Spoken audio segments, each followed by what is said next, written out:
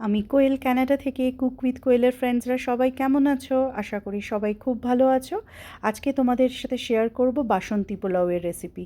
তো প্রথমে আমি 2.5 কাপ গোবিন্দভোগ চালকে ভালো করে ধুয়ে একটা ঝাঁঝরির মধ্যে ড্রাই হতে দিয়েছি। তারপর একটা কড়াইয়ের মধ্যে 2 চামচ হোয়াইট অয়েল আর 1 চামচ ঘি দিয়ে তার মধ্যে কাজু কিশমিশগুলো দিয়ে একটু হালকা নাড়াচাড়া করেছি। তারপরে দিয়েছি গোটা গরম মশলা, তার মধ্যে তেজপাতা, বড় এলাচ, ছোটো এলাচ, লবঙ্গ আর দালচিনি। সেটা দিয়েও একটু ভাজাভাজি করে তারপর চালগুলো দিয়েছি। চালটাকে মিডিয়াম আঁচে বেশ কিছুক্ষণ ধরে ভাজতে হবে।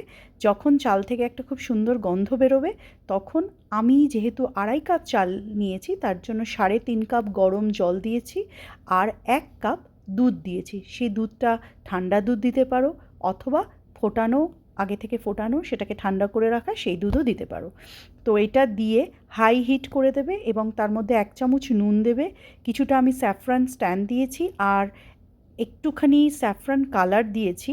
সেটা হচ্ছে একদম অরিজিনাল স্যাফরান কালার। এটাতে খুব টেস্ট ভালো হয়, ফ্লেভারটাও আসে ভালো, কালারটাও একদম ভালো আসে। তো তোমাদের পছন্দ হলে দেবে, আর না হলে তোমরা এই পার্টটা স্কিপ করতে পারো। বাট এটাতে কালারটা একদম পারফেক্ট বাসন্তী পোলাওয়ের কালার আসে। তো এইটা দিয়ে ঢাকা দিয়ে প্রথমে হাই হিটে একটা ফুটিয়ে নেব। ফোটানো হয়ে গেলে তারপরে আঁচটাকে একদম কমিয়ে লো টু মিডিয়ামে রেখে 15 থেকে 20 মিনিট হতে দেবো। তাহলে পোলাও কিন্তু অলমোস্ট রেডি হয়ে যাবে। তারপরে 1 চামচ চিনি দেবো আর 1 চামচ ঘি দেবো, দিয়ে আবার আমি একদম লো আঁচে পোলাওটাকে ঢাকা দিয়ে আরও 5 to 7 মিনিটস হতে দেবো। এই অবস্থায় তারপর গ্যাসটাকে বন্ধ করে দেবে। তো পোলাও একদম রেডি হয়ে যাবে। এটা একদম পারফেক্ট ঝরঝরে পোলাও হবে যদি এই পরিমাণটা তোমরা মাথায় রেখে করো।